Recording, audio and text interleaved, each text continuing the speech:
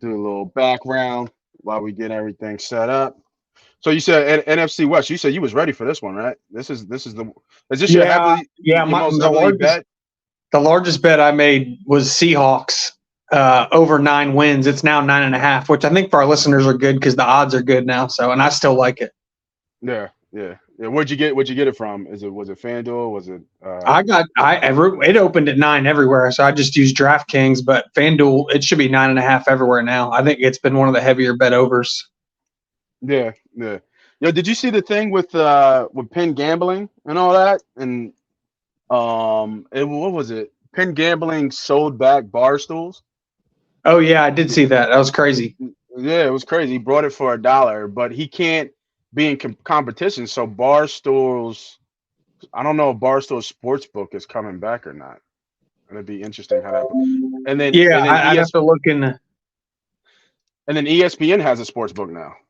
Yeah, which is crazy. Man. They all got a sports book. That's where it's going. Yeah, I know, right? This is where all the money is. That's where all the money is. But it's still watered down. It's still watered down. So many of these people are late to the party. Yeah, yeah. You're right. All right, let's get it going, baby. Talking money, talking NFC West predictions, bets, parlays. We got you covered.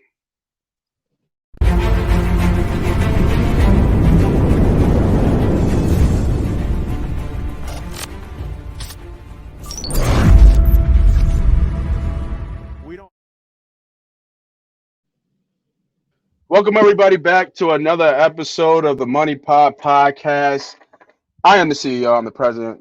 I am him. They call me Moss Money. And then we got our neighborhood professional gambler on the line here as always. Look at you. Look like you're not as swole as before. See, I need the headband. I need the beater. That's the look we need. So here's the thing. That was swole Batman. That was my inner AJ Brown. This is skinny. This is skinny Batman. This is my inner Devontae Smith, a little more buttoned up. I like it a lot. All right, so today we gave y'all NFC East. If you haven't followed, make sure you guys go back and check that out. Hopefully, you know what? I'll put a link somewhere here, so you guys can check out the old NFC East prediction if you're looking for that with the Eagles, Cowboys, Washington. But today we're going cross coast. We're going to the West. We got the Seahawks, we got the Niners, we got the Cardinals, and we got the Rams, and we can't wait to get it going and jumping in. I know if you guys were listening before, Sharp said that he was heavily on the Seahawks on this one. So let's not keep the people waiting. Let's give them what they want. Let's go right to the odds of the division winners of this division. Switch it up a little bit. Move my little camera over. Get the shot. All right. That's a little bit far back. Let me zoom in just a little bit. That's a little bit. All right. That's too close. All right. So at the top here, no surprise, I don't think for anybody. The Niners are favorite minus 165. Seahawks right behind them. Kind of similar to NFC East, right, with the Eagles and the Cowboys. I think a little bit different in this division, though. How we compared it to the last division. Seahawks 2-1, and then bringing up the rear far away behind is the Rams at 10-1, and then obviously the Cardinals at plus 27. I know you were talking about Seattle, Sharp. Can we find a bet here for the Seattle Seahawks to shock? I guess the almost everybody, and Geno Smith does it again and shows up again. And the Seattle Seahawks win the NFC West. Yeah, I really do. And not only that, man, I like some of the Seattle futures. 30-1 to win the Super Bowl. That's a great bet. Okay. I like them a lot. My favorite bet for them is actually not. I like like I said, if you're going to do to win the division, you know how I like to roll. You might as well get better odds and go to win the conference or go to just win the Super Bowl outright. Yeah. I know some people think Geno Smith probably can't do it again, and I don't even know that it's about Geno Smith. I look at Geno Smith as he's like the middle of the road quarterback. So you got 32 teams, right? He's probably that 16th best quarterback. So he's probably literally that line of demarcation where If your quarterback's any worse than Geno Smith, I don't care how good your roster and your coaching staff is, you probably can't get on a magical run and win the Super Bowl. But if your quarterback is Geno Smith level or better, and everything else around you, is clicking, I do think the Seattle Seahawks could get on a serious run. Now, maybe they'd come up a game short, but I think they could win the NFC. So don't write Geno off, right? That famous line, don't write him off. Yeah, I just think he's a good player. I just think he's learned a lot, and I think Pete Carroll always gets kind of a bad rap for maybe being a little overrated as a coach. I think he's actually underrated. I think some people, I don't know, like to look at certain coaches, maybe offensive coaches like Kyle Shanahan and Sean Payton as better coaches. I personally don't believe so. And I just think Pete Carroll's really good at coaching a young roster, and I think their draft 2 years ago was phenomenal. They addressed the offensive line. Both those tackles should be so much better in year two. If you follow football, if you follow scouting, year two for non-quarterbacks is usually when they take a big jump in the National Football League. For quarterbacks, it's usually that third year, but for everyone else, it's usually that second year. So I expect both their offensive tackles to be phenomenal. I know Kenneth Walker and Zach Charbonnet are both banged up, but that's why they went ahead and drafted another running back, right? The likelihood of them both being out for week one is not likely. So they probably won't be healthy all year, but Pete Carroll just roll with whoever's healthy. So it'll probably be like one guy's hot for a month, then the other guy gets banged up, and that's just how they'll make it through the season. And I'll tell you right now, I know I'm an Ohio State guy, and so some people might say this is why I'm saying this, but Jackson Smith and Jigba is the real deal. Yeah, I believe that. Like a Cooper Kupp level slot receiver, like 120 catches, 1,500 yards. Now that might be as some of these older veterans on the outside kind of fade out of the offense. But if he's the third weapon, there's no slot corner. And I love Avonte Maddox. Avonte Maddox would be barbecue chicken one-on-one with Jackson Smith and Jigba. So I think you touched on a lot, right? I think the big thing that I got from the Seattle team is their draft. Now I usually stick with my quarterback and head coach relationship. That's how I base how that team is going to go. Geno proved the doubters wrong. They wrote him off. He didn't write back. They wrote me off. I ain't right back though. That's the problem. I ain't right back. Let's go. Whatever the hell that means, but I think that this team is definitely built for today and tomorrow. Very similar to how kind of the Eagles are built, more of a younger roster, but they were able to replenish what they needed to replenish. I do agree with the offensive line thing. Those guys should be a lot better this year. And then even this year with their draft, I mean, they drafted corner out of Illinois. Was it Witherspoon? Was Witherspoon. Witherspoon. Then their second pick was Njigba. And then the third pick was, a outside linebacker. I forget his name, Arburn, I think, that gave him, some more pass rush. You got the leader of the defense coming back after a sour note, in terms of the middle linebacker. Or he doesn't even play middle anymore, does he? He plays will. No, he does, and that's a great point. And I think you bring Bobby Wagner back to call the defense. And I think you got Jamal Adams back off injury, and now you put those two in the run defense, and man, they're all of a sudden they couldn't stop the run last year. You put those two in, they're going to stop the run. I'll guarantee that. Yeah, but that back end is arguably could be better, the best in the league. Witherspoon, if he's a no hit prospect and he shows up. You had Woodland last year on the other side of that. Tariq Woolen was phenomenal as a rookie, so yeah. Yeah, and then you put Adams back there, and hopefully he stays healthy. And if he plays and he's healthy, then he's one of the best safeties in the league.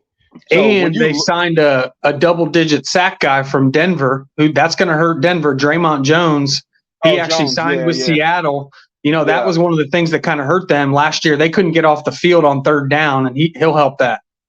Yeah, and then they got Diggs. I just looked up their roster, and they got Diggs. Yep. RJ Diggs at the safety. So that defense is loaded with names, some young guys, some older guys. And I'm looking at their roster, and I'm thinking about it right now. Wagner had over 100 tackles last year. I think Jordan Brooks had over 100 tackles last year. They got Devin Bush from backing those guys up from Michigan. He's not. He didn't. I don't think he was the prospect that they thought he was going to be coming out, but he's still a decent deaf guy, where he played last year. So they know how to play, and then you're out there in the 12 too. You still got Lockett, you still got Metcalf. The question for me, and I think you hit on with Charbonnet, he looked like there was a reason why they drafted Charbonnet, right? He was definitely fits what they do. His running style, his running style, his north-south running style, can catch the ball at the backfield. And Walker, we don't know if he can stay healthy throughout. So they have all the pieces, like you said, Noah Fant, Willie Desley, good tight ends. So they have the pieces to be dangerous. And I like the division bet here of the 2-1 bet for Seattle to shock everybody and win. So I don't think it's a bet that I would put right now. For me, if it was more like 3-1, maybe plus 275, I think it'd be worth it. But 2-1, a little bit low on the odds there, and I would have to put a couple units on here to make it worth it for me. So this is a no bet for me. I don't mind the conference bet at 13-1 as a dark horse for them to win in the NFC. Those are great odds. I think they have the best chance out of anybody outside the top two, right? Exactly. Tell me right now, if somehow we've talked about it, somehow the season went awry on the last pod when we liked the Giants' value for the division. Say the season goes awry for the Eagles, God bless. Yeah. And there's a major injury, and then Brock Purdy's maybe not Brock Purdy, or the league figures him out. Then all of a sudden, who do you trust more, Dallas or Seattle? I trust Seattle, especially in Seattle. Yeah. I mean, I just trust Pete Carroll and Geno Smith more than I trust Mike McCarthy and Dak Prescott. That's just fact. That's just how I look at it. Yeah, I completely agree. Now, I know we said earlier, dropping some little gems earlier in the stream. We were talking about win totals, and you love them at 9. I think they're at 9.5 right now. I want to bring up the schedule here. We're still looking for our best bet. So for those who are still watching, talking about the NFC West best divisions, and we're kind of got ourselves stuck on Seattle to see if we can find some good bets here on Seattle. Whether your bankroll is big, whether your bankroll is small, we'll see if we can get you covered. Now I'm looking at this schedule out the jump. I think they could probably go 4-0 out the jump. At Detroit will probably be a tough game, high scoring game, but I think they can beat Detroit at Detroit. I think they can beat New York at New York. Game 6 will be interesting because we don't know if Burrow will be back by then, but I'm assuming if he sits out the first couple games, that'll be his first game back. So that'll be a tough game in Cincinnati. If Burrow's coming back, if Cincinnati kind of fumbled out the gates in the beginning and they're 2-2, maybe 2-3 possibly, need Burrow come back, that'll be a tough game there. So Burrow plays, I got that penciled in as a loss. Coming off a bye week is tough though because they'll be fresh. So that's a tough game. I don't know what those odds are, but looking at this schedule here, man, I'm looking for more losses, and I don't see a lot. So your 9 seems really good. They have a tough stretch here in November and beginning of December. San Fran twice, and then Dallas and Philly. And I think Tennessee's going to be better than what people think. So that's a tough stretch there. So say they lose to Cincinnati. Say they lose to Baltimore. We got 2 losses. They split San Fran. That's 3 losses. Worst case scenario. Say they lose to Dallas. Say they lose to the Eagles. So that's 5 losses. And so what we're sitting at 12-5 at that point. Say they lose to Tennessee. So and they lose to Tennessee. That's still 6 losses. We're still maybe lose at Tennessee, in my opinion. And some of the reason I've got this factored in is when I look at the end of their schedule, that could be Tennessee. Now Tennessee could be one of 2 teams. That could be the Jags aren't as good as we thought they were, and Tennessee's in the race for the division, and that's a very, very tough game. Or what I think is more likely, the Jags run away with the division. They've handed the keys to Will Levis by then, and Seattle mollywops them, and they finish 3-0, beating Tennessee, the Steelers at home and then just dismantled the Cardinals, who are trying to lose at that point. So when I look at this schedule, I look at 3 wins down the stretch, and that's going to be so huge for them. Right now, you can get over 9.5 wins at plus 125. So for every 100 you're betting, you're winning 125 on FanDuel or DraftKings. I mean, that's just, when I say this is one of the bigger bets you should make of the year, this is one of the bigger bets you should make of the year. This is foolproof. They're really not even relying on Geno Smith. Like I said, in my opinion, he's the 16th best quarterback. It's not like in order for them to win 10 games, they need their quarterback to be a top 8 quarterback. They just need him to be middle of the road. So yeah, and the line's even worse. It's at, well, you said 9 wins at 8.5. The tax. Yeah, no, 9 is worse, but I think they're a 10-win team. Like if some things go wrong. Like I think they could. We just went through their schedule. I could see them being an 11, 12-win team, 10 at worst. Yeah. So at 9.5 plus 125. I mean, that is some seriously great value. I just think the books are underselling Seattle, and I'm not sure why. It's because of Geno. It's got to be because of Geno. They're underselling Geno being able to have another career year, because that's what he did. He had a career year last year. He did, but in my opinion, he doesn't need to be the 6th best quarterback in the league, which is kind of where his metrics were last year. In order for them to win 10 games, with last year's draft class being one more year improved, with, like you pointed out, which was awesome, Bobby Wagner coming back. That's now the QB of their defense. That's, we already know who that is. That's the teacher's pet. That's the guy that's going to reiterate everything Pete Carroll says all week to the young kids on the field. Yep. So, and then you got Jamal Adams back. So, Geno could regress a little, and this team's going to win 10 games. Yeah, I agree. I think I'm with you here. I like the bet. I think it's worth it. Now, for my bet small, win big, folks, this might not be your cup of tea, but those who have a decent bankroll, I mean, this is one of the better bets. I think this goes up next to that New York Giants bet that we had, in my opinion. It's an underrated bet. There's value in this. I think they're a 10-win team. For me, count where your bankroll is. I think for me, at least 4 or 5 units on this, at the very least.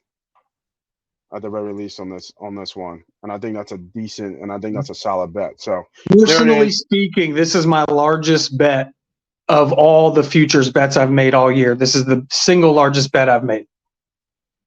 Seattle Seahawks over 9.5 wins plus 135. That's our first best bet of the NFC West. I like it. I like it a lot. All right. So we'll get into some of the props later. Let's keep it moving throughout the division. We went with the sleeper, but let's go with the heir apparent, or one of the bigger bets on winning the whole thing.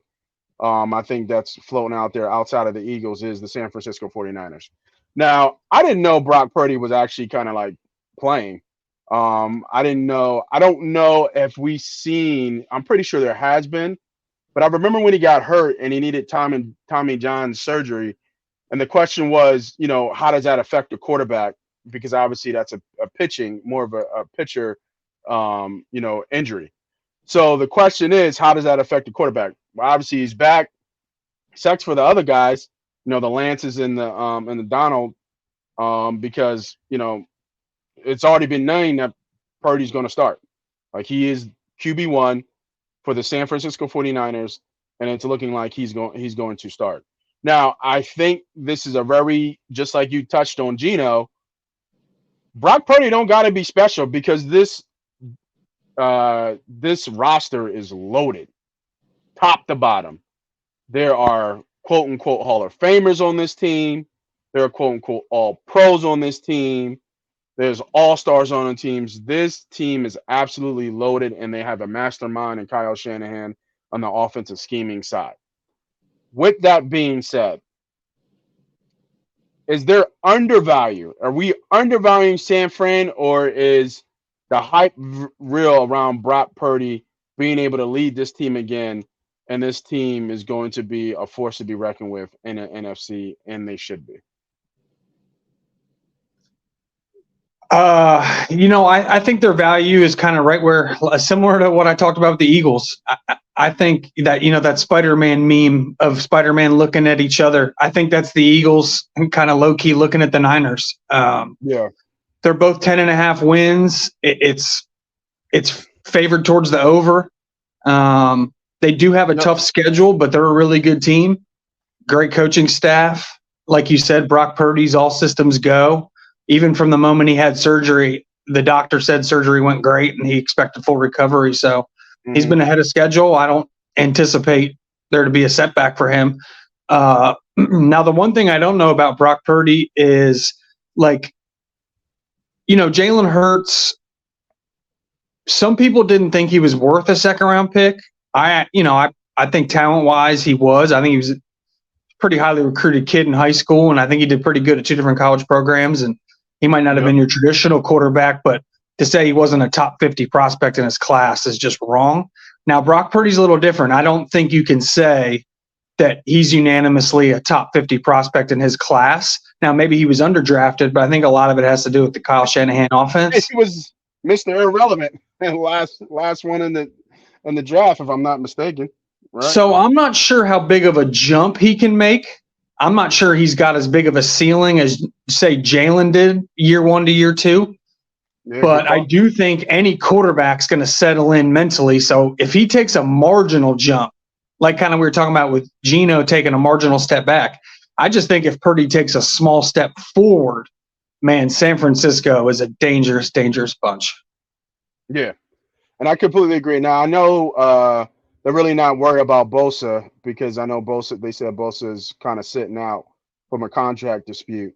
But I'm pretty sure, Bosa's a generational type player, so they'll get that covered. I'm not expecting anything with that. So obviously we understand NFC division winner makes sense. They're favored for a reason. The conference is plus 400. We already have a bet kind of on the Eagles here early on. Taking the fanboy out of it. Can we find a Super Bowl bet here? Like, does it, they're 10-1 at the moment. They're 4-1 and we're in the conference. Any futures you feel or you see that makes sense on the San Francisco 49ers to put a bet out there outside our Niner faithful, like taking the fanboy out of it, looking at it as a gambler? Are we okay betting on Kyle Shanahan and Brock Purdy pairing and see if they can get them back to the Super Bowl? I'm gonna tell you now, I'm not, but I want to see what you think. Your thoughts are on it. So similar to how I was talking about the Eagles, like my good bets for them are more individual players, like we talked about with AJ Brown and some other players. Like I would look at some player props within the Niners if I was like my best bets, and we can get into that here in a second. Yeah. As far as the team goes, when you're only kind of getting 10-1 to win your conference, what I like doing in that instance is picking the Super Bowl matchup. So what you can do is take a team like the Niners and pick an AFC team and pick your Super Bowl matchup, and all of a sudden your odds will double, sometimes triple. And so that's where you can get serious value. Like say you think, hey, this is the Niners year. Maybe you think it's the Chiefs year again. Maybe you don't. Maybe you go Niners-Bengals. You do a Niners-Bengals Super Bowl matchup, that's going to pay a lot more than 10-1. Yeah, and remember, everybody watching, these futures are, very low. They're low probability of hitting, right? It's nice to do the futures. It's nice to bet small and win big, but there's a reason why you bet small and win big. I call them scratchy tickets, almost lotto tickets, where you got to get lucky. We got to get lucky. Now we're going to put some logic to it. We're going to put some thoughts to it. We're going to use everything we have in our arsenal from a gambling perspective to make the best logical bet. There is calculated risk that goes into betting. I think that people don't understand because some people think betting's all luck, and it's not all luck. There is a skill to betting, just like there's a skill to looking at the stock market. You study the market, you find the even flows. Sometimes you get lucky with a big boom in a stock. Sometimes you don't. Peaks and valleys, wins and losses. So that was 31-1. I think you said the other one, 70-1 is the Jags. Jags got a lot of heat, right? See, Them now getting to the Super that's a Bowl. great bet. Now that's one where 70-1, if both those teams advance to the conference title game, the book you're at will offer you a pretty nice buyout where you won't even have to let it ride if you didn't want to. You could just cash out for good money a couple weeks early. It's at that point it's up to you whether you like guaranteed money or at that point if you like going for it all. But that's the good thing about having like 70-1, 50-1. You will get options to be bought out if say both teams win a playoff game and they're the final four. Like you're going to get good odds. Yeah, and what Sharp is talking about, there's two ways you see that on your app on your phone, or actually if you head to the window. So your app on your phone will give you a buyout based on the percentage and the probability of these two teams making it. And those buyouts will continue to reach and keep going up as the game kind of progresses in those conference games. But at the window, sometimes they will negotiate with you Mm-hmm. some buyout options because their liability is too high. They Yep. rather pay you off than have their their liability kind of still be open and take more losses on that. So I do agree here. This is a nice somewhat hedge. We haven't gotten any AFC as much with me and you kind of breaking down some of the AFC ones. I'm not sure if we'll get through all the divisions by the time the season kicks off. But if you're a Jacksonville fan on the AFC side with them winning the conference, which a lot of folks are, and then the feeling that the Eagles will regress some way, somehow, and they won't be the dominant team that they were last year, and your second best bet, I mean, they're all lined up right here, right? And I think the sports books are smart, right? Niners, Eagles, Yeah. and Seahawks are lined right next to each other to get you to enticing to pick one. So I like this bet. I think this is a decent bet because if Eagles some way somehow something funky happens, something fluky happens, and they don't make Yeah. it, you're still alive with the Niners and the Jags, and then like you said, will come NFC Championship games. There's some hedge opportunities where you can kind of see if you can get kind of guarantee yourself some money even outside of the books from a betting perspective. So 71 does sound pretty enticing. I just don't believe in Brock Purdy. I believe in the roster. And I believe Shanahan comes up small in big games. He hasn't found a way to win a big game at all. So I would actually like Jacksonville in this game, to be honest, because I think Doug can outcoach Shanahan, in my opinion. But Trevor That'd be Lawrence needs a huge year for the Jacksonville Jaguars to make it. So we might do that division next because that'd be a fun division to do. agreed. But yeah, I don't mind this bet, 70-1. I'm willing to take a little bet small, win big here. So, you're talking about $50 to win you 3,500, 25 to win you 17. That's not a bad, throw at the dartboard, and see if something sticks. So Yep. I think this will be a second bet. I won't call it one of our better bets or best bet, but I think I'll take a little because the odds are so high. For me at least, I'm doing at least the unit. Yeah. At least the unit. It's a scratcher. Yeah, for sure, for sure. All right. So we talked about the Niners. We talked about Seattle. We have our first best bet with Seattle so far. Just one, and then one just future bet that kind of makes sense with the Jags and San Fran. Odds are so high, heavily favored teams in both divisions to make the Super Bowl. If we get a scratchy ticket winner here, that'd be nice. $100 to win you $7,000. So, two bets and one best bet so far. Now, the other two teams, and I kind of mashed those two teams together because I don't feel like actually, you know what? Before I move on, let's just look at the over and under win totals for San Fran. It's probably either 10.5 or 11.5, one of the two.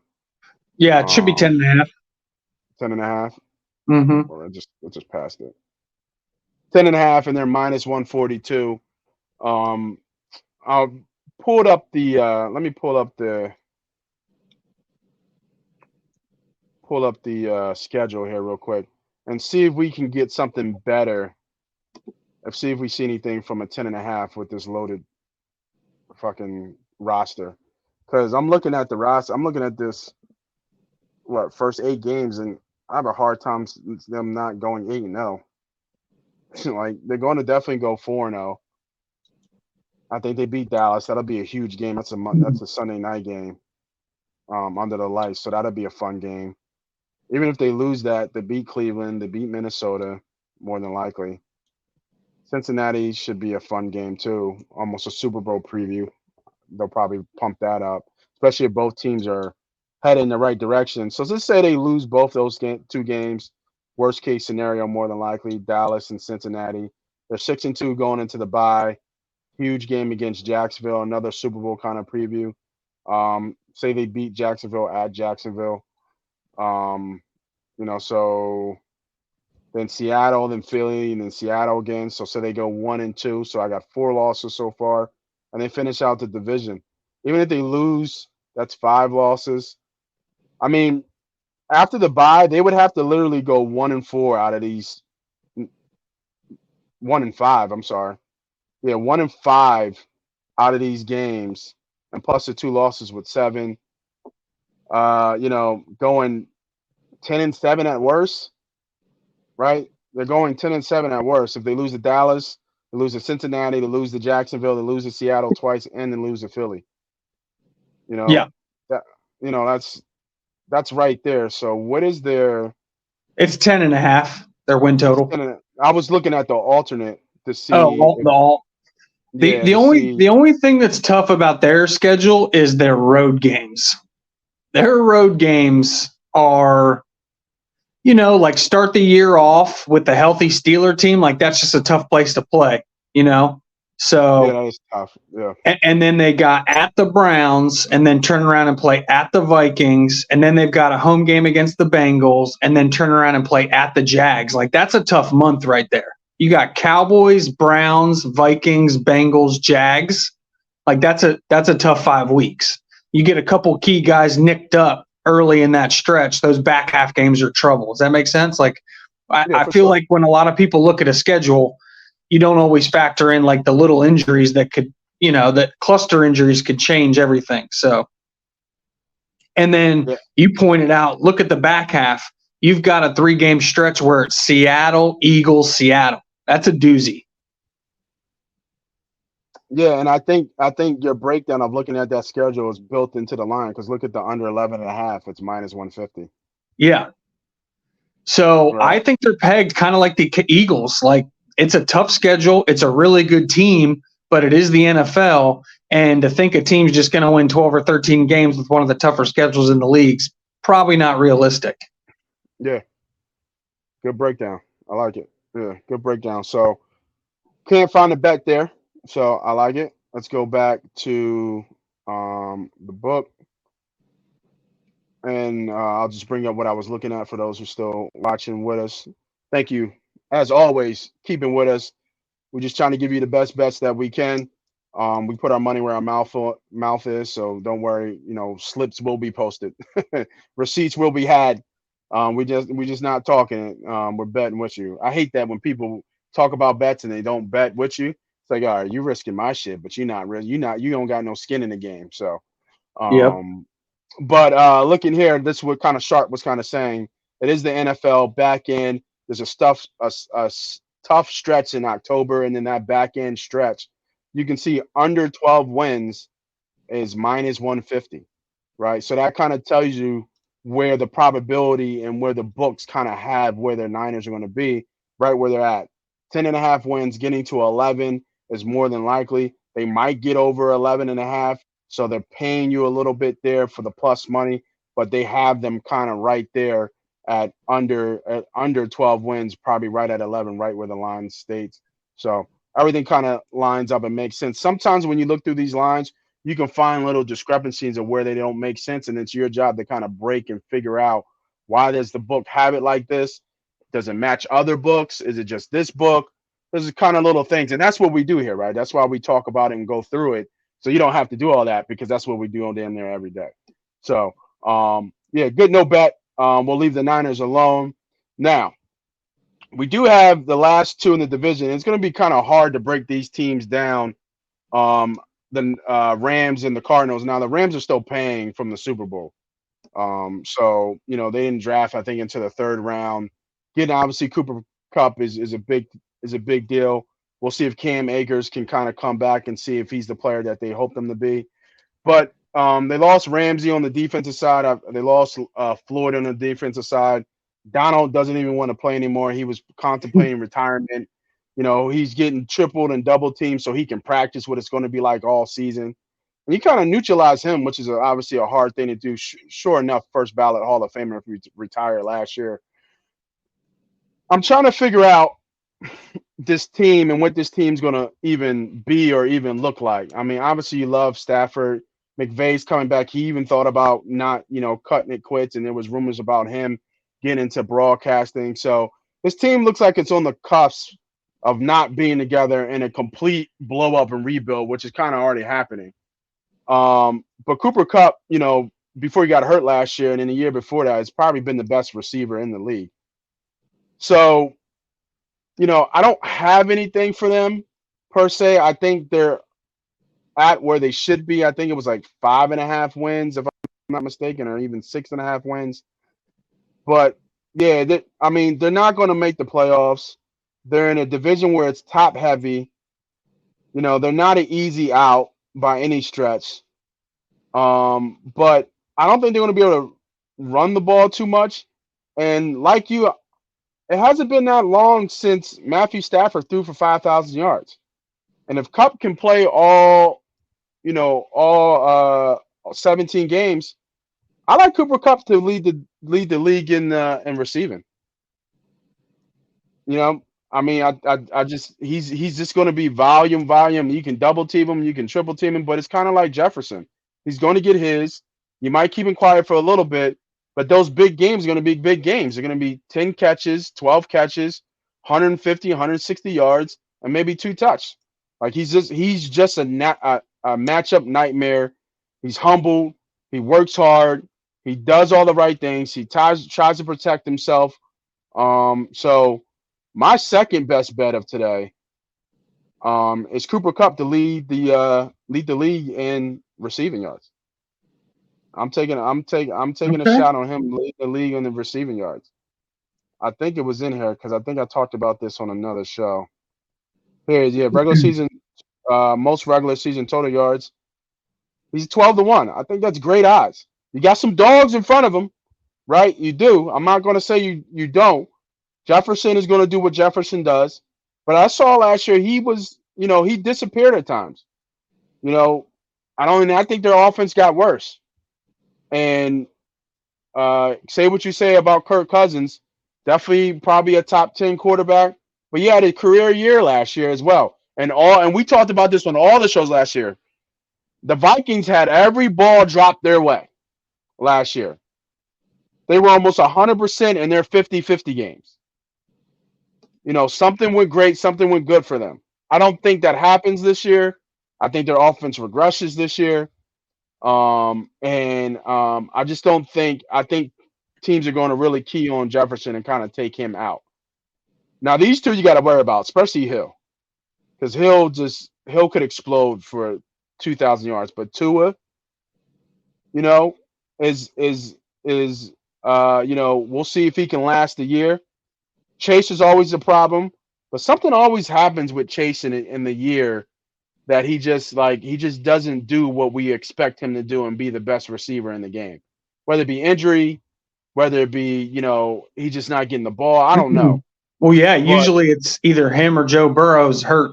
So and we already starting out with Burrow probably not playing the first. Like they already came out and said that it's possible that Joe Burrow misses the first 2 or 3 games. I'll tell you right now. We can if you want to bet. If you're liking a week 1 bet, Joe Burrow. I can tell you right now, Joe Burrow will not be playing week 1. I can just tell you. Yeah, exactly. So that puts him behind the 8 ball. And I'm looking down here now. A.J. Brown coming off a career year could be even more. I expect A.J. Brown to get over 1,200 yards again this year. So I'm not really worried about that, but I don't think that just volume wise, we have so many more mouths to feed outside of AJ Brown. It's literally Cooper Cup. And Cooper Cup is going to get over 100 receptions. And he's going to get more than likely 14 to 1,500 yards. And that might be enough this year. I have no idea. But at 12-1 odds, the guy led the league in receptions and yards only 2 years ago. And before he got hurt, he was top 3 in receiving yards. Give me a little bit of, what does Matthew Perry say? Barry say, my little favorite Cooper Cup. Give me a little Cooper Cup, 12-1, second best bet to lead the league in receiving yards. All right, I like it. So when we're talking about the Rams, this is one of my favorite bets of the season as well. That's why I've been waiting for this division. So Obviously, if I love one team in the divisions over, chances are I probably like another team's in the divisions under. I love this team's under. This team is not winning 7 games. It's 6.5. It's only minus 115 to the under. Let's just look at their schedule. Let's think of their offseason, right? You already touched on it. Their coach was talking about retirement. Yeah. Their quarterback was talking about retirement. Their best defensive player was talking about retirement. You know why that is? Because those 3 know their roster stinks. And they know last year was brutal, and this year's going to be another season just like that. So what did the owner decide to do? Sean McVay, new contract. Cooper Kupp, new contract. Aaron Donald, new contract. So the owner essentially paid them to deal with a brutal season that's upcoming. So we've gotten that out of the way. Now let's look at their schedule. Right off the bat, they go to Seattle. We've already talked about how much I like Seattle. What do they do the following week? Oh, they play the Niners. So they play the 2 best teams in their division. That's probably 0-2. So now their veteran players that already didn't want to be there are staring at 0-2. Now they're playing at Cincinnati, who might be desperate without Joe Burrow. That might be his first game back. Let's say that's 0-3. Now you're 0-3. You're not going to make the playoffs. I could see this team like literally mailing it in well before Thanksgiving and maybe even being like a 4-win team. Wow. I mean that. Like when I say them and Arizona might be picking side by side, I could see the Niners and Seattle contending for Super Bowls and these 2 teams contending to be the first pick in the draft. All right, let's because that is one of my more favorite bets is the under for the Cardinals, and we're going to pair these 2 together in terms of their under in terms of their alternate wins. I like the Cardinals under 2.5 wins. I'm not sure the Cardinals win a game. And if they win a game, it's going to be against the Rams. Yeah, exactly. Right. You know what I'm saying? Like, I'm not sure the Cardinals are going to win one game, and I don't trust Gannon. No. Baker wants to be out. There's a reason why Hopkins got out. I don't trust Gannon as a head coach. I don't think he won this team over. And I don't even know if Kyler Murray is even going to start week 1. There's still talks about him. He's not even going to play. No. So then we got Colt McCoy again. With this offense, oh my God. So I like the Rams' perspective. I didn't really break down their their schedule. So I was looking at their schedule, and that's why I like kind of Cooper Kupp, because I'm looking at their schedule, and I'm like, they're going to be down exactly out of the first 5 games. They're going to be throwing all game, all year long. There's no way. I mean, and then after the Bengals, they've got to travel to the Colts. Anthony Richardson, that'll be a running quarterback, and then after that, it's the Eagles. Like I'm telling you, man, this team could be like 1-7. Right. So, I mean, I was looking under 2.5. I think is a little too much, but you're right. That under 3.5 to only get 3 wins this year. Right here, 4.5 at 2.5 to even 5.5. I mean, 5-1. I'm starting. 6.5 just seems crazy. There's no way this team goes 7-10. No way. Over my dead body. Remember when we did the draft pod? I said I'll put my draft reputation on the line that Jack Campbell goes in the first round. I will put my NFL reputation on the line that the Rams do not win 7 games. So how many games do they win? I think they're a 5-win team. with the chance to be 4, like somewhere between 4 and 6. All right, let's break it down. Because I like this 3.5 at 5 to Like 1. it really comes down to, do they beat the Cardinals twice or do they split with them? If they beat them twice, they probably win 5 or 6 games. If they somehow lose to the Cardinals once or twice, man, they might pick first. All right, so loss. All right, just let's look at the wins. They can probably beat the Colts. I want to say they can beat the Colts. But that'll be on the road. So, I mean, and think of it, that's on the road after getting your ass whooped for a month. That could be a demoralized team. Yeah, but that could be a desperate team too, because they know. I agree. I totally agree. That could go one way or the other.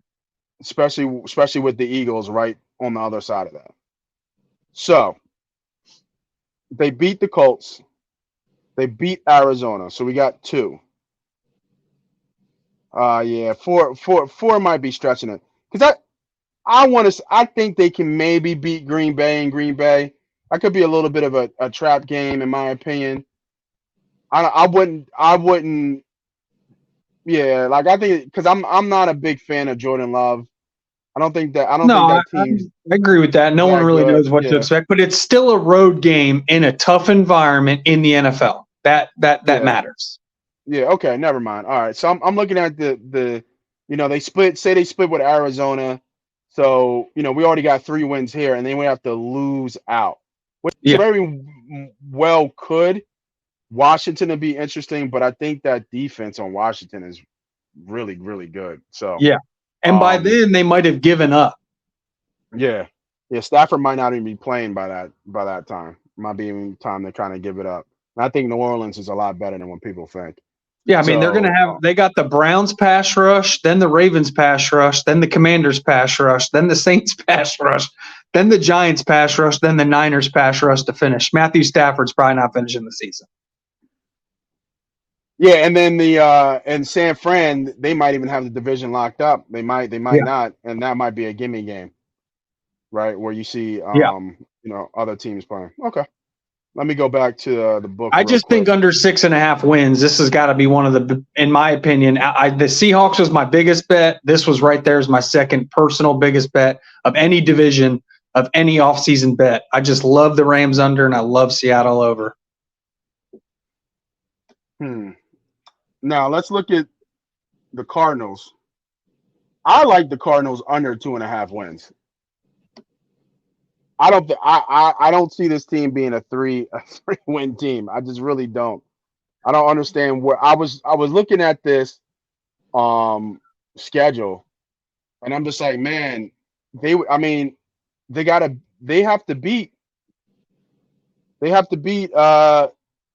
Only team they can beat is the Rams, and maybe Atlanta.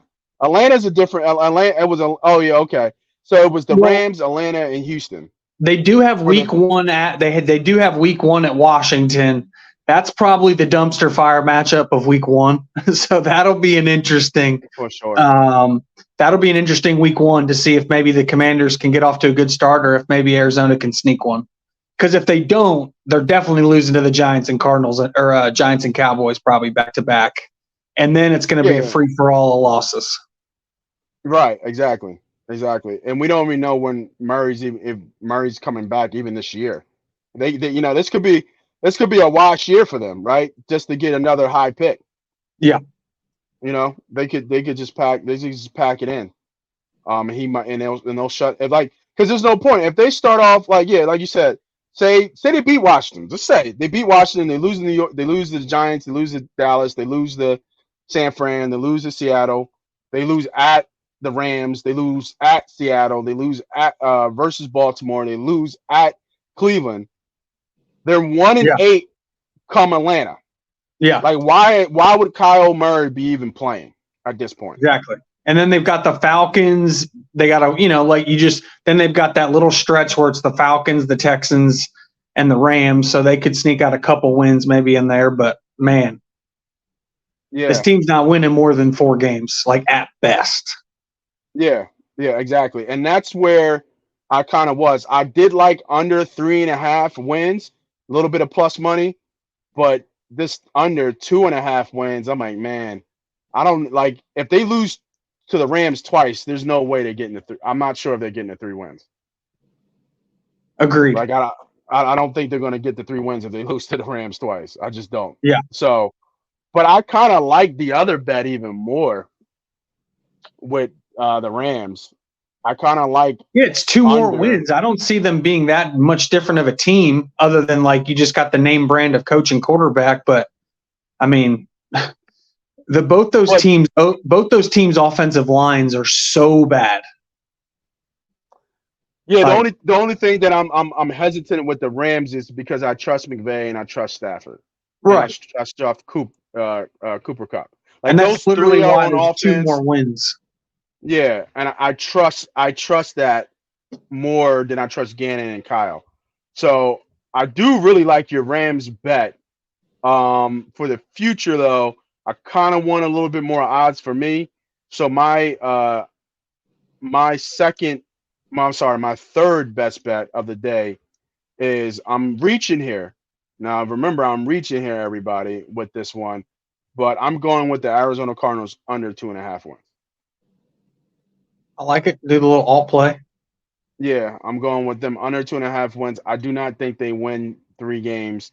That Washington game is going to be telling for sure, but I don't think they're going to have Kyle Murray at all, and I think they will be picking number 1 next year. And I don't think it's on this book, but I think there's a going around book that Gannon will be the first head coach fired next year. I think you can get that on like Bet Something, some other of those books where they do head coaching firings. And I think him and McCartney are top 2 up there. We're getting fired first. So, okay. I like the bets that we got so far.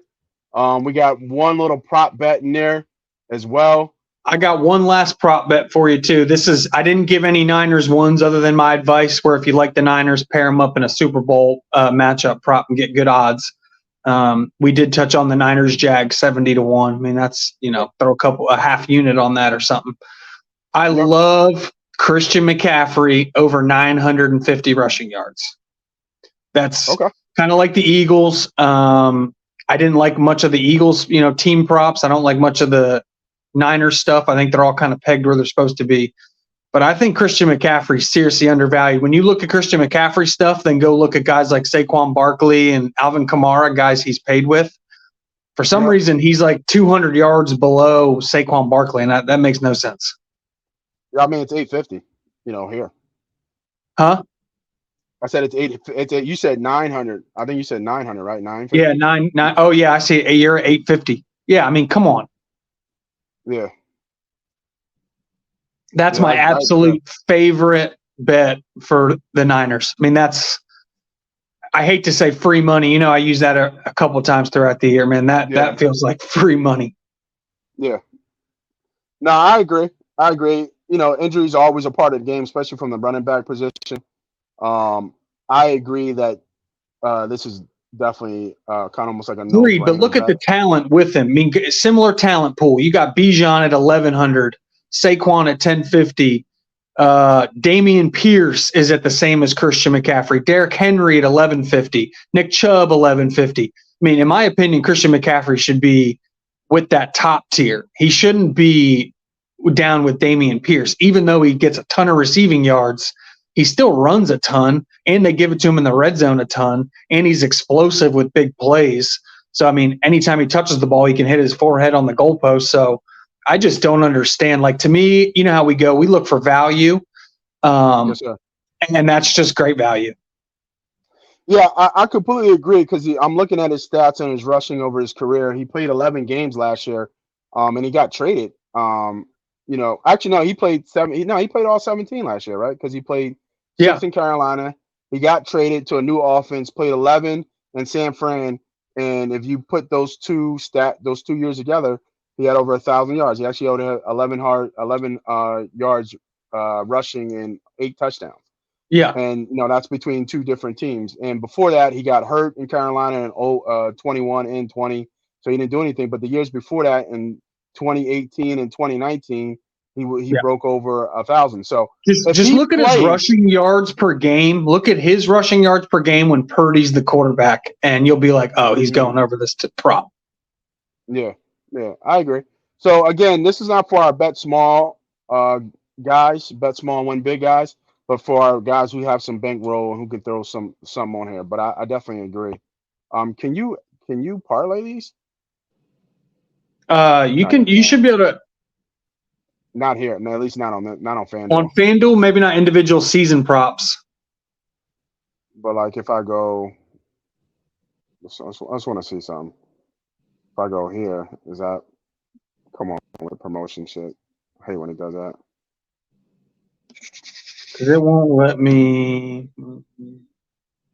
So if I go here, does it? No. Okay. Yeah. So there are rushing prompts here. Not individual, but there are rushing prompts. Um, when you it'll say who's going to rush for over 1,000 yards, I think, or something like that. Most touchdowns, regular You can season. parlay them on DraftKings. Yeah, here it is. No, this is most rushing yards, most regular season touchdowns. I think this is so weird. Most regular season touchdown that Hurts is and is the bet odds on betting favorite. I just Pretty feel like it's crazy. such a dumb bet. Yeah. There's no way he's going to lead the league in rushing touchdowns. None whatsoever. Well, I honestly, if you look at the offseason move of the Eagles, I feel like they brought in a bunch of running backs to do different things to stop Hurts from feeling like he's got to do that. Yeah, like it's just no way. Like on third down, don't run, dump it off to Swift. On the goal line, you're no longer running, hand it off to Penny. Like I feel like that's kind of how they've built it. Like none of those guys are going to have to be every down backs. They're not going to rely on one guy to be a Miles Sanders. It's just going to be like, we don't need Jalen, who's now making $40 million, to get walloped running for 4 yards. Let these guys do it who make nothing.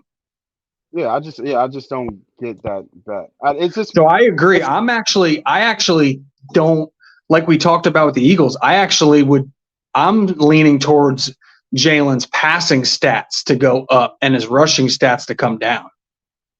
Yeah, agreed. His rushing touchdowns to go down. I think his rushing yards might be his similar. yards. He could get bigger plays. I think they're going to want his attempts to come down. Yeah, his attempts should come down. But does he rush for over close to 700 yards rushing? He probably does. That's who he is, right? That's who he is as a quarterback. So you don't want to change that because it was successful too last year, right? You just want to get more efficient in what you do and don't expose him as much. But are they going to do like set running plays for him? Absolutely. Yeah. Yeah, you know what I mean? Like last year, like those quarterback power and sweeps or draws. Like you can't just like I love him as a passer and where he's progressing to, but I don't put his arm talent is starting to really shine too. But I don't think Jalen Hurts will ever throw for over 4,500 yards in a season.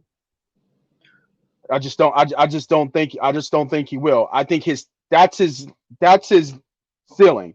43 to 4,500, 35 touchdowns. I think that's where his ceiling is as a quarterback. And that ceiling's good enough for probably, from a statistical standpoint, probably in the top tier, top 5. And then you add all the intangibles, and you talk about him as he was already named the third best player in the NFL. But like the Burrows, the Staffords, the Mahomes, those guys will always throw for 4,500 yards.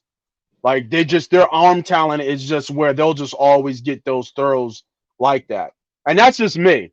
You know what I mean? And I think nobody would ever seen from what Jalen Hurts came from out of college to him being the third best player in the league, him being an MVP candidate, him being the highest paid player in the league, and then him being able to throw for 4,500 yards in a single season. I mean, I think I think you couldn't even write a story like that about Jalen Hurts. I don't, people say they're not surprised because the work he puts in. I completely agree. But the talent from his arm I don't think anybody saw this coming. Not this good. That's my opinion, though. Yeah, this should be his career year. I think with Brian Johnson calling plays and just kind of how they're setting it up with DeAndre Swift and A.J. Brown, Devontae Smith, there's only so many years they can be together. Goddard kind of in his prime. The offensive line, and there's only so many years for Kelsey and Johnson. Like, I think we'll look back, and this will probably be Jalen Hurts' best passing season. So Yeah, I'm with you. If he doesn't clip 4,500 this year, he's probably never going to do it, just because everything's set up for him to do it this year. Our offensive coordinator this year likes to pass a little more than Shane Steichen did, just a little. Yeah, yeah. And they had the best scoring offense in the league last year. So Yeah, I mean, don't change it. Yeah, don't change. Don't. There's nothing to change here. So, and if there's nothing to change, and they were just as successful and they got into the Super Bowl, why would you? He's just going to be more command of this offense, and I think they're going to give him more leeway to call plays at the line. And the question is, and I think Jalen said this, he sees there's 3 phases of how he can get better. Physically, what was I forget the other one. Physically, but the one that he said was mentally, like being a three-way attack. That's what he said. He wanted to be a 3-way player: his arm, his legs, and his mental. Now the question is, he studies so much. We always hear about him studying so much.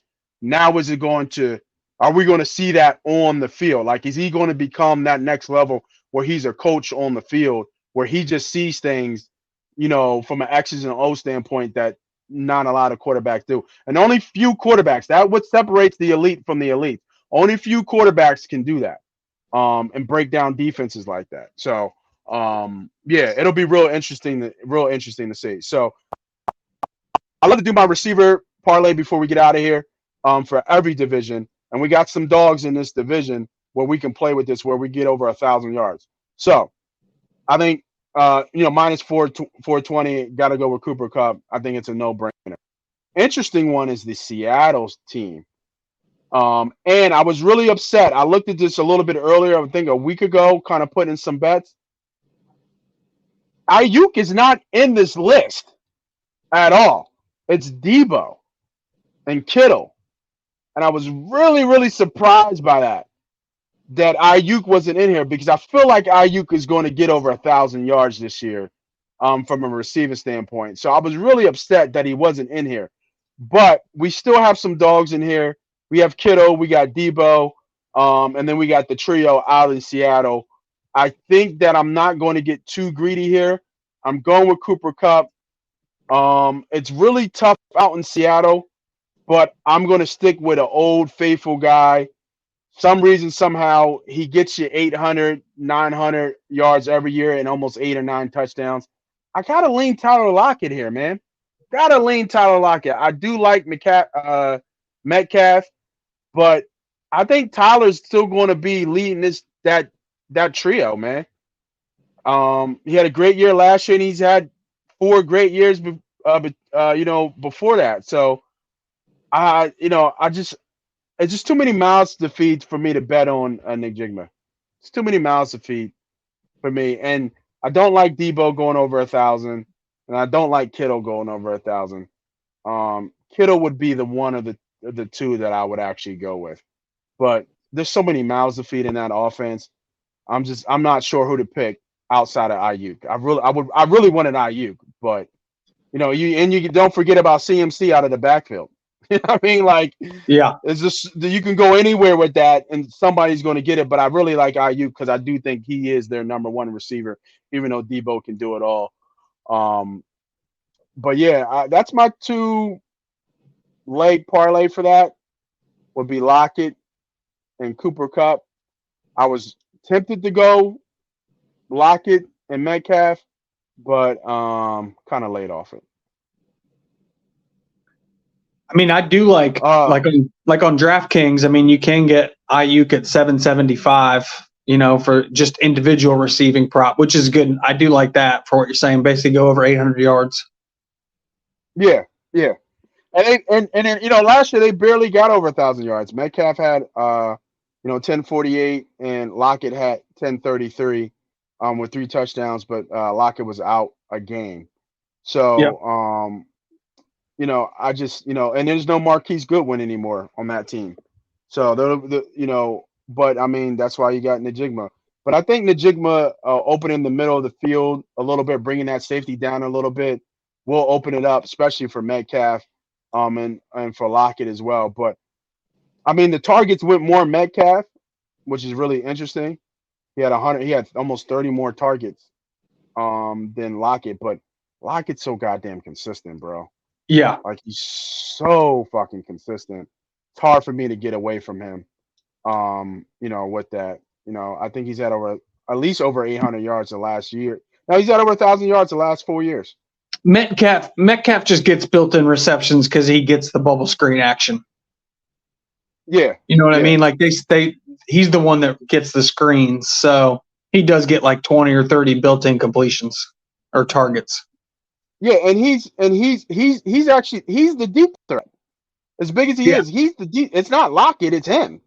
No, Lockett runs more of the route tree. In Metcalf, the history of Metcalf's always the same. He kind of runs 3 or 4 routes. It's mainly your post, your hitch, and then he's really good at just pure 9 routes. So it's either screens or rail running routes, and then occasionally he crosses the field on a post. But he's really good. And Geno Smith is one of the better deep ball throwers in the NFL. So it's a good combo. That's why, like you're saying, you made just a great point. I mean, if Jackson Smith and Jigba and their running backs, their two-headed monster of Walker and Charbonnet, if it can bring a safety down into the box where then it's, the deep safety can only cover either Metcalf or Lockett, and it's pick your poison, dude, Geno is going to be throwing a lot of deep balls.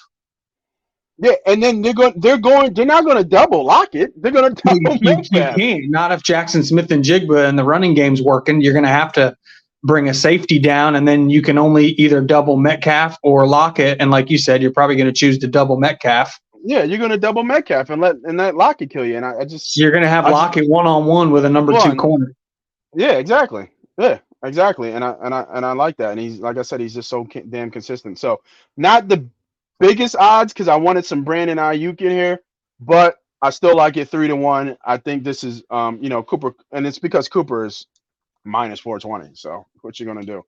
But I do like this bet plus 3-1, keeping the streak alive with my receiver parlay bets. I think we got a lot of good bets here, man, and we're hitting around about our normal time that we usually cut out.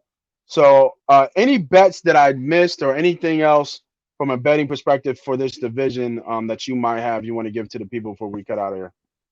No, honestly, we nailed it. I like a lot of our bets. The only one, like I said, I wanted to shout out was the individual Christian McCaffrey rushing yardage. I just love the O-line and I love the scheme. And I think when you look at his rushing yards per game with Brock Purdy, I mean, the dude's going to get 80 yards rushing a game in his sleep. And so he's going to go over his yardage total, no problem. Yeah. Okay, sounds good. All right, everybody. I want to thank everybody who stayed with us, who was watching. You're here at the end. We got a lot of bets out there. We had our first best bet was it was your bet actually, right? It was I love Seattle. over Seattle 9.5 wins. Yeah, it was Seattle over 9.5 wins. Then then the second best bet was the Cooper Cup to lead the league in. That was my second best bet. Lead the league in rushing yards. We found a nice little bet with a Super Bowl prompt with the Niners and the Jags. We had our receiver parlay that we just did. And then we found an under bet from you on the Rams under for 6.5 wins. And then I took a gamble and took under Cardinals 2.5 wins. I believe that one was close to 3.5, almost 4-1. So a lot of good bets. Keep adding them on. You guys don't have to bet every game, every one we do. Write them down, see what you like, and cross them off. Our bankroll allows us to bet like that. So just make sure you are betting properly, because not only are you betting these future bets, you got the season coming up too. So you want to make sure that you're allocating funds correctly. You don't want to go back to the mortgage money. You don't want to go back into your credit cards and your car loan, and you don't want to get into a point where you're chasing down money because you've already got money spent and allocated. So make sure you guys are betting the right way, and always take care of your bankroll. If Sharp, you don't have anything else, I don't got anything else. This is money. This is Moss Money. This is MoneyPot Betting. That's C Sharp. We're out of here. Let's go, Phillies. Keep it rolling. Yes, sir.